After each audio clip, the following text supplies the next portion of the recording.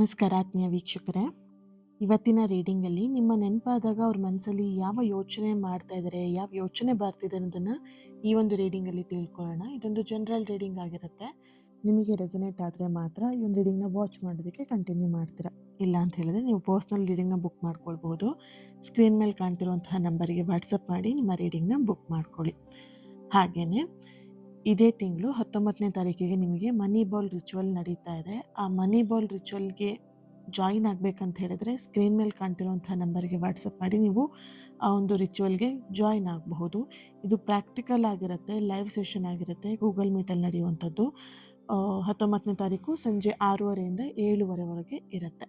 ಓಕೆನಾ? ಭಾನುವಾರ, ಏನು ಜುಲೈ 19ನೇ ತಾರೀಕು ಭಾನುವಾರ ಆಗಿರುತ್ತೆ.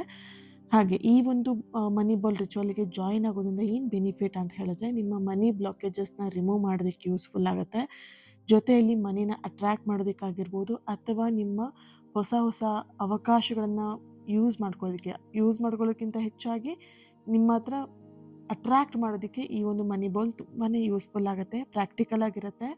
ಆ್ಯಂಡ್ ಮನಿ ಬಾಲನ್ನು ಹೇಗೆ ಮಾಡಬೇಕು, ಅದನ್ನು ಹೇಗೆ ಆ್ಯಕ್ಟಿವೇಟ್ ಮಾಡಬೇಕು, ಅದ್ರ ಜೊತೆಯಲ್ಲಿ ನಿಮಗೆ ಬೋನಸ್ ಆಗಿ ನಿಮ್ಮ ಮನಿ ಬ್ಲಾಕೇಜಸ್ ರಿಮೂವ್ ಮಾಡುವಂಥ ಹೀಲಿಂಗ್ ಸೆಷನ್ ಕೂಡ ಇರುತ್ತೆ. ಓಕೆ, ಸೊ ಮಿಸ್ ಮಾಡ್ಕೊಳ್ದೇ ಆದಷ್ಟು ಬೇಗ ಜಾಯಿನ್ ಆಗಿ ನಿಮ್ಮ ಸೀಟ್ನ ಬುಕ್ ಮಾಡ್ಕೊಳ್ಳಿ. Thank you. ಹಾಗೆಯೇ ರೀಡಿಂಗ್ನ ಸ್ಟಾರ್ಟ್ ಮಾಡೋಣ. ರೀಡಿಂಗ್ ಸ್ಟಾರ್ಟ್ ಮಾಡೋದಕ್ಕೂ ಮುಂಚೆನೇ ಇಲ್ಲಿ ನಿಮಗೆ 3 ಪೈಲ್ಗಳಿದೆ ಇಲ್ಲಿ ಅಲ್ವಾ? ನಿಮಗೆ ಯಾವ ಒಂದು ಪೈಲ್ ತುಂಬ ಅಟ್ರಾಕ್ಟ್ ಆಗ್ತಾ ಇದೆ ಆ ಪೈಲ್ನ ಚೂಸ್ ಮಾಡ್ಕೊಳ್ಳಿ. ಪೈಲ್ ಮೀನ್ಸ್ ಇಲ್ಲಿ ಕ್ರಿಸ್ಟಲ್ಗಳನ್ನು ಇಟ್ಟಿದ್ದೀನಿ. ಒಂದು ರೋಸ್ ಕ್ವಾರ್ಟ್ಸ್ ಇದೆ, ಇನ್ನೊಂದು ಅಮೆಥಿಸ್ಟ್ ಇದೆ, ಸೆಕೆಂಡ್ ಒನ್, ಥರ್ಡ್ ಒನ್ ಇಲ್ಲಿ ಕ್ಲಿಯರ್ ಕ್ವಾರ್ಟ್ಸ್ ಇದೆ. ನಿಮಗೆ ಯಾವ ಒಂದು ಸ್ಟೋನ್ ತುಂಬ ಅಟ್ರಾಕ್ಟ್ ಆಗುತ್ತೆ ಆ ಸ್ಟೋನನ್ನು ಆಯ್ಕೆ ಮಾಡ್ಕೊಳ್ಬೋದು, ಅಥವಾ ನಂಬರ್ ವೈಸ್ ನೀವು ಆಯ್ಕೆ ಮಾಡ್ಕೊಳ್ತೀರಾ ಅಂದರೂ ಓಕೆ. ನಿಮ್ಮ ಆಯ್ಕೆಗೆ ಬಿಟ್ಟಂತಹ ವಿಷಯ ಇದು. ಓಕೆನಾ? ವಿಡಿಯೋ ಬೇಕಿದ್ರೆ ನಿಲ್ಲಿಸ್ಬಿಟ್ಟು ನಿಮ್ಮ ಪರ್ಸನ್ನ ನೆನ್ಪು ಮಾಡ್ಕೊಳ್ಳಿ ಆ್ಯಂಡ್ ಕ್ರಿಸ್ಟಲ್ಗಳನ್ನು ಚೂಸ್ ಮಾಡ್ಕೊಳ್ಳಿ. Okay, yes. ಹಾಗೆ ಯೂನಿವರ್ಸಿಗೆ ಒಂದು ಥ್ಯಾಂಕ್ ಯು ಇಲ್ಲಿ ಈ ಒಂದು ರೀಡಿಂಗ್ ನಿಮ್ಮವರೆಗೆ ತಲುಪಿಸಿದ್ದಕ್ಕೆ. Thank you so much universe ಅಂತ ಹೇಳ್ತೀರಾ. ಹಾಗೆ ಪ್ರತಿ ಪೈಲಿಗೂ ಕೂಡ ಅದರದ್ದೇ ಆದಂಥ ಒಂದು ಕಮೆಂಟ್ ಲೈನ್ ಅಂತ ಇರುತ್ತೆ. ಆ ಕಮೆಂಟನ್ನು ಮಾಡಿಬಿಟ್ಟು ನೀವು ಎನರ್ಜಿನ ರಿಸೀವ್ ಮಾಡ್ಕೊಳ್ತೀರಾ. ಓಕೆ, ಸ್ಟಾರ್ಟ್ ಮಾಡೋಣ. ಈಗ ಫಸ್ಟ್ ಒನ್, ಯಾರು ರೋಸ್ ಕ್ವಾರ್ಟ್ಸ್ನ ಆಯ್ಕೆ ಮಾಡ್ಕೊಂಡಿದ್ದೀರಾ, ಫಸ್ಟ್ ಪೈಲ್ನ ಯಾರು ಆಯ್ಕೆ ಮಾಡ್ಕೊಂಡಿದ್ದೀರಾ, ಇಲ್ಲಿ ನಿಮ್ಮ ಪರ್ಸನ್ ಎನರ್ಜಿ ಕನೆಕ್ಟ್ ಮಾಡಿದಾಗ, ನಿಮ್ಮ ನೆನಪಾದಾಗ ಅವರ ಮನಸ್ಸಲ್ಲಿ ಯಾವ ಒಂದು ಯೋಚನೆ ಬರ್ತಿದೆ ಅಂತ ಫಸ್ಟ್ ಎನರ್ಜಿ ಕನೆಕ್ಟ್ ಮಾಡಿದಾಗ ಇಲ್ಲಿ ಬರ್ತಿರುವಂಥದ್ದು ಒಂದು ಅಪೂರ್ಣವಾಗಿರುವಂತಹ ಅಧ್ಯಾಯದಂತೆ ಕಾಣಿಸ್ತಾ ಇದೆ. ಆ ಅಧ್ಯಾಯ ಇನ್ನೂ ಕೂಡ ಜೀವಂತವಾಗಿರುವಂಥದ್ದು. ಬಾಂಡಿಂಗ್ ಆಗಿರ್ಬೋದು, ಲವ್ ಆಗಿರಬಹುದು, ಪ್ರೀತಿ ಆಗಿರಬಹುದು, ಅಥವಾ ಒಂದು ಕೇರ್ ಆಗಿರಬಹುದು, ಪ್ರತಿಯೊಂದು ಕೂಡ ಅವ್ರಿಗೆ ಇನ್ನೂ ಕೂಡ ಜೀವಂತವಾಗಿದೆ ಅನ್ನುವಂತಹ ಒಂದು ಎನರ್ಜಿ ಇಲ್ಲಿ ಇದೆ. ನಿಮ್ಮ ನೆನಪು ಬಂದ ತಕ್ಷಣ ಅವ್ರು ಏನು ಮಾಡ್ತಾರೆ, ಅವ್ರು ನಿಮ್ಮ ಮುಖವನ್ನು ನೆನಪಿಸ್ಕೊಳ್ಳೋದಿಲ್ಲ, ಅದ್ರ ಬದಲಾಗಿ ನಿಮ್ಮ ಜೊತೆಗಿದ್ದಾಗ ಅವ್ರು ಹೇಗಿದ್ರು ನಿಮ್ಮ ಜೊತೆಗೆ ಅದನ್ನು ಇಲ್ಲಿ ನೆನಪು ಮಾಡ್ಕೊಳ್ತಾ ಇದ್ದಾರೆ. ಅದರ ಜೊತೆಗೆ ನೀವು ಅವ್ರ ಜೀವನದಲ್ಲಿ ಒಬ್ಬ ವ್ಯಕ್ತಿ, ಒಂದು ಪರ್ಸನ್ ಅಂತ ಹೇಳಿ ಅವರಿಲ್ಲಿ ಅಷ್ಟನ್ನೇ ಅವರಿಲ್ಲಿ ಯೋಚನೆ ಮಾಡ್ತಿಲ್ಲ. ವ್ಯಕ್ತಿ ಮಾತ್ರ ಆಗಿರಲಿಲ್ಲ, ಅವರ ಕೆಲವೊಂದಷ್ಟು ಕನಸುಗಳಿಗೆ ನೀವು ಸಾಕ್ಷಿಯಾಗಿರುವಂತಹ ಆತ್ಮ ಆಗಿದ್ರಿ. ಕೆಲವೊಮ್ಮೆ ಅವ್ರ ಮನಸ್ಸಲ್ಲಿ ಒಂದೊಂದು ಆಲೋಚನೆಗಳು ಬರುತ್ತೆ. ಹೇಗೆ ಅಂತ ಹೇಳಿದ್ರೆ, ಆ ವ್ಯಕ್ತಿ ಈಗ ನನ್ನ ಲೈಫಲ್ಲಿ ಇದ್ದಿದ್ರೆ, ನನ್ನ ಜೀವನದಲ್ಲಿ ಇದ್ದಿದ್ರೆ, ನಾನು ಬೇರೆ ರೀತಿಯ ವ್ಯಕ್ತಿಯಾಗಿ ನಾನು ಬದಲಾಗ್ಬೋದಿತ್ತು, ನಾನು ಬೇರೆ ರೀತಿಯ ವ್ಯಕ್ತಿಯಾಗಿ ಇರ್ತಿದ್ದೆ ಅಲ್ವಾ. ಈ ಪ್ರಶ್ನೆಗೆ ಉತ್ತರ ಇನ್ನೋರಿಗೆ ಸರಿಯಾಗಿ ಸಿಗಲಿಲ್ಲ.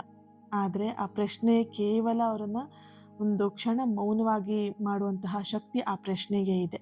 ನಿಮ್ಮ ನೆನಪು ಬಂದಾಗ ಅವರು ತಕ್ಷಣ ಬೇರೆ ಕೆಲಸದಲ್ಲಿ ಬ್ಯುಸಿ ಆಗೋದಕ್ಕೆ ಪ್ರಯತ್ನ ಪಡ್ತಾರೆ. ಯಾಕೆ ಅಂತ ಹೇಳಿದ್ರೆ, ಇಲ್ಲಿ ನಿಮ್ಮ ನೆನಪಿನ ಜೊತೆಗೆ ಅವರ ತಪ್ಪು ಕೂಡ ಅವರಿಗೆ ಎದ್ದು ಕಾಣಿಸುತ್ತೆ. ಸೊ ಹಾಗಾಗಿ ಅವ್ರು ಏನು ಮಾಡ್ತಾರೆ, ಆ ತಪ್ಪುಗಳು ಅವರಿಗೆ ಏನು ಅವ್ರ ಕಣ್ಣೆದುರಿಗೆ ಬರೋದಕ್ಕೆ ಅವ್ರಿಗೆ ಇಷ್ಟ ಇಲ್ಲ. ಅದಕ್ಕೋಸ್ಕರ ಅವ್ರು ಏನು ಮಾಡ್ತಾರೆ, ನಿಮ್ಮ ಒಂದು ನೆನಪು ಬಂದಾಗ ಅವರಿಲ್ಲಿ ಆದಷ್ಟು ಅವರ ಕೆಲಸದಲ್ಲಿ ಬ್ಯುಸಿ ಆಗೋದಕ್ಕೆ ಅವರಿಲ್ಲಿ ಪ್ರಯತ್ನವನ್ನು ಪಡ್ತಿರುವಂತಹ ಒಂದು ಎನರ್ಜಿ ಇದೆ. ಇಲ್ಲಿ ಪ್ರೀತಿ ಇದೆ, ಅದಕ್ಕಿಂತ ಹೆಚ್ಚು ಅರ್ಥ ಮಾಡ್ಕೊಳ್ಳಲಾಗದಿರುವಂತಹ ಪಶ್ಚಾತ್ತಾಪ ನಿಮ್ಮ ಪರ್ಸನಲ್ಲಿ ಕಾಡ್ತಾ ಇದೆ. ಒಂದು ಗಡಿಯಾರ ವರ್ಷಗಳ ಕಾಲ ನಿಂತು ಹೋಗಿರುತ್ತೆ. ಎಲ್ಲರೂ ಅದನ್ನ ಏನು ಮಾಡ್ತಾರೆ, ಇದಿನ್ನು ಕೆಲ್ಸಕ್ಕೆ ಬರಲ್ಲ, ಇದಿನ್ನು ವೇಸ್ಟು, ಹಾಳಾಗಿದೆ ಅಂತ ಹೇಳ್ಬಿಟ್ಟು ಅದನ್ನು ಆ ರೀತಿಯಾಗಿ ಅದನ್ನು ಪೋಟ್ರೆ ಮಾಡ್ತಾ ಇರ್ತಾರೆ. ಇದು ಹಾಳಾಗಿದೆ, ಇದು ಗಡಿಯಾರ ನಡೆಯೋದಿಲ್ಲ, ಇದು ಕಾಲ ನಿಂತು ಹೋಗಿದೆ, ಇದ್ರ ಮುಗ್ದೋಯ್ತು, ಇದ್ರ ಆಯುಸ್ಸು ಅಂತ ಹೇಳ್ಬಿಟ್ಟೆಲ್ಲ ಹೇಳ್ತಾ ಇರ್ತಾರೆ. ಆದರೆ ಒಬ್ಬ ವ್ಯಕ್ತಿ ಏನು ಮಾಡ್ತಾರೆ, ಅದನ್ನು ಕ್ಲೀನ್ ಮಾಡಿಬಿಟ್ಟು ಅದಕ್ಕೆ ಮತ್ತೆ ಅದನ್ನು ರನ್ ಆಗೋದಕ್ಕೆ ಅದಕ್ಕೆ ಏನು ಮಾಡಬೇಕು ಅದನ್ನು ರಿಪೇರಿ ಮಾಡಿಸ್ಕೊಂಡು ಸರಿ ಮಾಡಿಸ್ಕೊಂಡು ಮತ್ತು ಅದನ್ನು ಬಳಸೋದಕ್ಕೆ ಪ್ರಾರಂಭ ಮಾಡ್ತಾನೆ.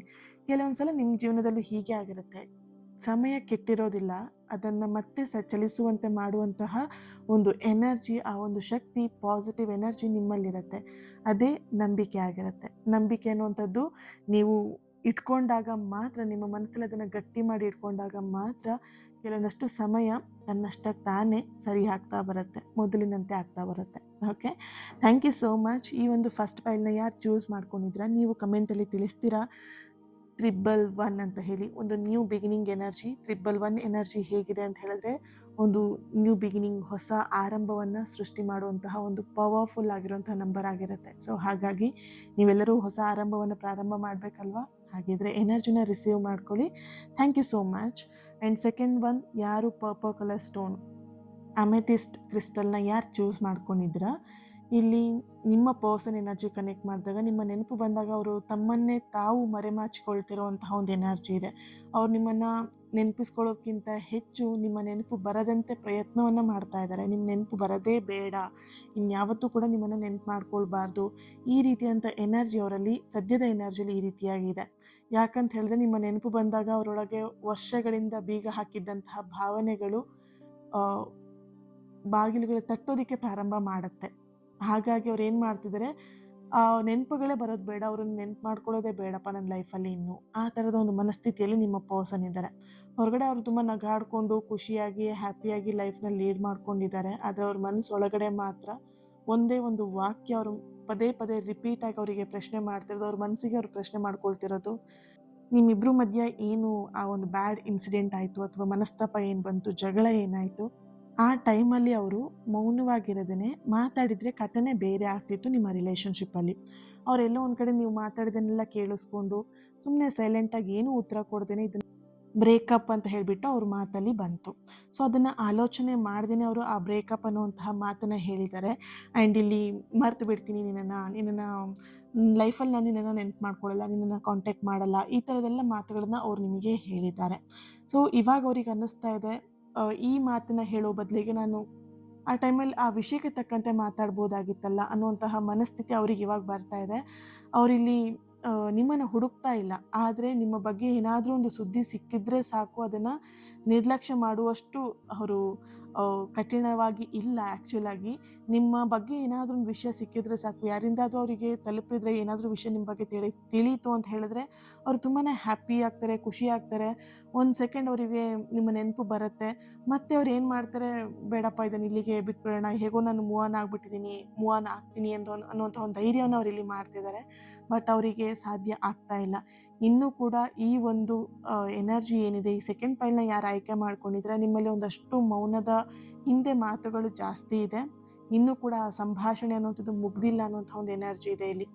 ಒಬ್ಬ ಚಿತ್ರಗಾರ ಅಪೂರ್ಣವಾಗಿರುವಂಥ ಚಿತ್ರವನ್ನು ಗೋಡೆ ಹಿಂದೆ ಮರೆ ಮಾಡಿ ಇಟ್ಟಿರ್ತಾನೆ. ವರ್ಷಗಳನ್ನು ಕಳೆದ ನಂತರ ಅದನ್ನು ಹೊರ ತೆಗೆದಾಗ ಜನರಿಗೆ ಅದು ಅಪೂರ್ಣವಾಗಿದ್ದ ಆ ಚಿತ್ರವೇ ಅತ್ಯಂತ ಸುಂದರವಾಗಿ ಕಾಣಿಸೋದಕ್ಕೆ ಶುರು ಆಗುತ್ತೆ. ಅಪೂರ್ಣವಾಗಿರೋದೆಲ್ಲವೂ ಕೂಡ ಸೋಲಾಗಿರೋದಿಲ್ಲ, ಕೆಲವೊಮ್ಮೆ ಅದೇ ಅತ್ಯಂತ ನಿಜವಾದಂತಹ ಕಲೆ ಆಗಿರುತ್ತೆ, ನಿಜವಾಗಿರುವಂತಹ ಪ್ರೀತಿಯಾಗಿರುತ್ತೆ. ಓಕೆ, ಸೊ ನಿಮ್ಮ ಪ್ರೀತಿಯಲ್ಲೂ ಕೂಡ ಹಾಗೆಯೇ ಇವಾಗೇನು ಪರಿಸ್ಥಿತಿ ಇದೆ ಅದೊಂದು ಕ್ಷಣಿಕವಾಗಿರುವಂತಹ ಪರಿಸ್ಥಿತಿ. ಹೀಟ್ ಆಫ್ ದ ಮೂಮೆಂಟಲ್ಲಿ ನೀವಿಬ್ಬರು ಕೂಡ ಮಾತನ್ನು ಆಡ್ಕೊಂಡಿದ್ದೀರಾ ಅಷ್ಟೇ ಹೊರತಾಗಿ ಪ್ರೀತಿಯಲ್ಲಿ ಯಾವುದೇ ಕಾರಣಕ್ಕೂ ಇಬ್ಬರಲ್ಲೂ ಕೂಡ ಕಡಿಮೆ ಆಗಿಲ್ಲ. Okay, thank you so much. ಯಾರು ಈ ಒಂದು ಸೆಕೆಂಡ್ ಫೈಲ್ನ ಆಯ್ಕೆ ಮಾಡ್ಕೊಂಡಿದ್ದೀರಾ ನೀವು ಕಮೆಂಟಲ್ಲಿ ತಿಳಿಸ್ತೀರಾ 666 ಅಂತ ಹೇಳಿ. 666 ಅನ್ನುವಂತಹ ಒಂದು ಎನರ್ಜಿ ಏನಿದೆ ಅದೊಂದು ಶುಕ್ರನ ಎನರ್ಜಿ, ಪ್ರೀತಿಯ ಎನರ್ಜಿ, ಪ್ರೀತಿಯನ್ನು ಅಟ್ರ್ಯಾಕ್ಟ್ ಮಾಡುವಂತಹ ಒಂದು ಎನರ್ಜಿ ಆ 666 ಇರುತ್ತೆ. ಸೊ ಪ್ರತಿಯೊಬ್ಬರು ಕೂಡ 666 ಅಂತ ಹೇಳಿಬಿಟ್ಟು ಪ್ರೀತಿನ ಅಟ್ರ್ಯಾಕ್ಟ್ ಮಾಡ್ಕೊಳ್ಳಿ. Okay, so thank you. ಹಾಗೆಯೇ ಮೂರನೇ ಫೈಲ್, ಯಾರು ಕ್ಲಿಯರ್ ಕ್ವಾರ್ಟ್ಸ್ ವೈಟ್ ಕಲರ್ಸ್ ಕ್ರಿಸ್ಟಲ್ನ ಯಾರು ಚೂಸ್ ಮಾಡ್ಕೊಂಡಿದ್ದೀರಾ, ಇಲ್ಲಿ ನಿಮ್ಮ ಪರ್ಸನ್ ಎನರ್ಜಿ ಕನೆಕ್ಟ್ ಮಾಡಿದಾಗ ನಿಮ್ಮ ನೆನಪು ಅವರ ಆತ್ಮದಲ್ಲಿ ಒಂದು ಪ್ರತಿಧ್ವನಿಯಾಗಿ ಇನ್ನೂ ಕೂಡ ಪ್ರತಿಬಿಂಬಿಸ್ತಾ ಇರುವಂತಹ ಒಂದು ಎನರ್ಜಿ ಇದೆ. ಈ ಫೈಲ್ ತುಂಬ ಗಾಢವಾಗಿರುವಂತಹ ಎನರ್ಜಿ, ತುಂಬ ಡೀಪ್ ಆಗಿರುವಂತಹ ಎನರ್ಜಿ ಹೊಂದಿದೆ. ಆ್ಯಂಡ್ ಇಲ್ಲಿ ನಿಮ್ಮ ನೆನಪು ಬಂದಾಗ ಅವರು ದುಃಖ ಪಡೋದಿಲ್ಲ, ಸಂತೋಷನೂ ಪಡೋದಿಲ್ಲ. ಯಾಕಂತ ಹೇಳಿದ್ರೆ ಬದಲಾಗಿ ಅವರು ತಮ್ಮ ಜೀವನದಲ್ಲಿ ಶಬ್ದಗಳಿಲ್ಲದಂತಹ ನಿಂತಿರುವಂತಹ ಅನುಭವವನ್ನು ಅವರಿಲ್ಲಿ ನೋಡ್ತಾ ಇದ್ದಾರೆ. ಯಾಕಂತ ಹೇಳಿದ್ರೆ ಅವರಿಲ್ಲಿ ನಿಮ್ಮನ್ನು ಕಳ್ಕೊಂಡಿದ್ದಾರೆ ಅನ್ನುವಂತಹ ಭಾವನೆ ಅವರಿಗೆ ತುಂಬಾ ಕಾಡ್ತಾ ಇದೆ.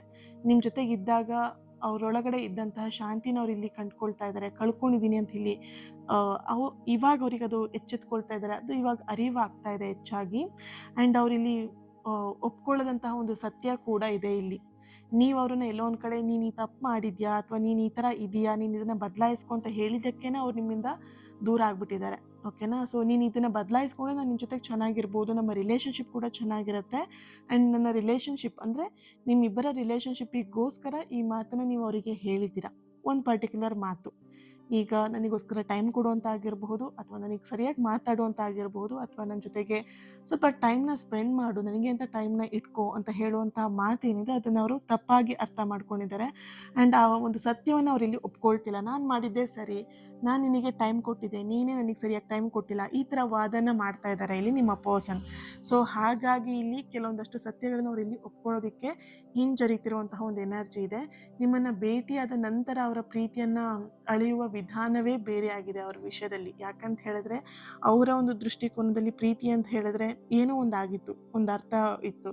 ಜಸ್ಟ್ ಇದೆಲ್ಲ ಟೈಮ್ ಪಾಸ್ ಮಾಡೋದು, ಅಥವಾ ಇದಕ್ಕೇನು ಫೀಲಿಂಗ್ಸ್ ಇರಲ್ಲ, ಈ ರೀತಿಯಂಥ ಭಾವನೆ ಹೊಂದಂತಹ ವ್ಯಕ್ತಿ ಇವರು. ನೀವು ಯಾವಾಗ ಪ್ರೀತಿನ ಪರಿಚಯ ಮಾಡಿಕೊಟ್ರೆ ಅವರಿಗೆ, ಅವ್ರ ಲೈಫಲ್ಲಿ ಏನೋ ಒಂಥರ ಒಂದು ಹೊಸ ಅಧ್ಯಾಯ, ಒಂದು ಹೊಸ ಭಾವನೆ, ಒಂದು ಹೊಸದಾಗಿರುವಂತಹ ಏನೋ ಒಂದು ಲೈಫಲ್ಲಿ ನಡೀತಾ ಇದೆ ಅನ್ನುವಂತಹ ಭಾವನೆ ಅವರಲ್ಲಿ ಮಾಡಿರುವಂತಹ ಒಂದು ಎನರ್ಜಿ ಇದೆ. ಅದರಿಂದ ನಿಮ್ಮ ನೆನಪು ಬಂದಾಗ ಅವರು ನಿಮ್ಮನ್ನು ಹುಡ್ಕೋದ್ಕಿಂತ ಹೆಚ್ಚಾಗಿ ನಿಮ್ಮ ಬಗ್ಗೆ ಅವರು ಒಂದು ಒಳ್ಳೆ ಒಪಿನಿಯನ್, ಒಂದು ಒಳ್ಳೆ ಭಾವನೆನ ಹೊಂದಿದ್ದಾರೆ. ನಿಮ್ಮನ್ನು ಕೇವಲ ಒಂದು ಪರ್ಸನ್ಗಿಂತ ಹೆಚ್ಚಾಗಿ ಅವರ ಒಂದು ಜೀವನದ ಭಾಗ ಆಗಿ, ಅಂದರೆ ಅವರ ಲೈಫಿನ ಒಂದು ಪಾರ್ಟ್, ಅವ್ರ ಜೀವನಕ್ಕೆ ನೀವು ಬಂದ ಮೇಲೇ ಒಂಥರ ಹೊಸ ತಿರುವನ್ನು ಅವ್ರ ಜೀವನ ತಗೊಂಡಿದೆ. ಹಾಗಾಗಿ ನಿಮ್ಮ ಬಗ್ಗೆ ಒಂದು ಒಳ್ಳೆ ಒಪಿನಿಯನನ್ನು ಇಟ್ಕೊಂಡಿದ್ದಾರೆ.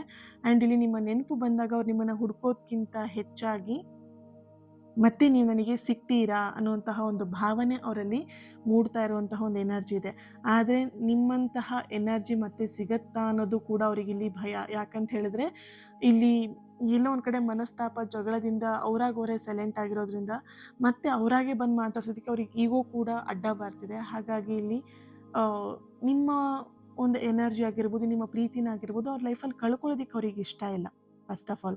ಹಾಗಾಗಿ ಅವ್ರು ಇಲ್ಲಿ ಎಲ್ಲೋ ಒಂದು ಕಡೆ ಭಾವನೆ ಅವರಲ್ಲಿ ಯಾವ ರೀತಿ ಅಂತ ಹೇಳಿದ್ರೆ, ನಾನಾಗೆ ಬಿಟ್ಬಿಟ್ಟೆ ಅಲ್ವಾ, ಅಥವಾ ಅವನು ಅಥವಾ ಅವಳೆಲ್ಲಾದರೂ ಬೇಡ ಅಂತೇಳಿ ಮೂವ್ ಆನ್ ಆಗಿಬಿಟ್ರೆ ನಾನು ಏನು ಮಾಡಲಿ ಅನ್ನೋದು ಇವಾಗ ಅವರಿಗೆ ಯೋಚನೆ ಬರ್ತಾ ಇದೆ. ಸೊ ಅವರಿಗೆ ಒಂದೇ ಒಂದು ಮನಸ್ಸಲ್ಲಿರೋದು, ನಿಮ್ಮಂತಹ ವ್ಯಕ್ತಿ ಅವ್ರ ಲೈಫಲ್ಲಿ ಮತ್ತೆ ಇನ್ಯಾರೂ ಕೂಡ ಬರೋದಕ್ಕೆ ಸಾಧ್ಯ ಇಲ್ಲ ಅನ್ನೋಂಥ ಫೀಲ್ನ ಅವ್ರು ಇಲ್ಲಿ ಮಾಡ್ತಾ ಇದ್ದಾರೆ. ಹಾಗೆಯೇ ಇಲ್ಲಿ ಅವರ ತಪ್ಪನ್ನು ಒಪ್ಕೊಂಡು ನಡೆದಿರುವಂತಹ ಸತ್ಯ ಘಟನೆಯನ್ನು ಅವರು ಒಪ್ಕೊಂಡು ಅವ್ರು ಮತ್ತೆ ನಿಮ್ಮ ಜೀವನಕ್ಕೆ ಮರಳಿ ಬರುವಂಥ ಎನರ್ಜಿ ತುಂಬಾ ಹೈ ಎನರ್ಜಿ ಇದೆ. ಒಂದು ರೀಯೂನಿಯನ್ ಎನರ್ಜಿ ತುಂಬ ಸ್ಟ್ರಾಂಗ್ ಆಗಿದೆ. ಆ್ಯಂಡ್ ಇಲ್ಲಿ ಇದು ಮರೆಯಲಾಗದಂತಹ ಒಂದು ಎನರ್ಜಿ, ನಿಮ್ಮ ಇಬ್ಬರಿಗೂ ಕೂಡ ಕನೆಕ್ಟ್ ಆಗಿ ಬರ್ತಿರುವಂಥ ಎನರ್ಜಿ. ನೀವು ಅವರನ್ನಾಗಿರ್ಬೋದು, ಅವರು ನಿಮ್ಮನ್ನಾಗಿರ್ಬೋದು, ಮರೆಯೋದಕ್ಕೆ ಇದು ಸಾಧ್ಯ ಇಲ್ಲದಿರುವಂತಹ ಒಂದು ಎನರ್ಜಿ ಆಗಿದೆ.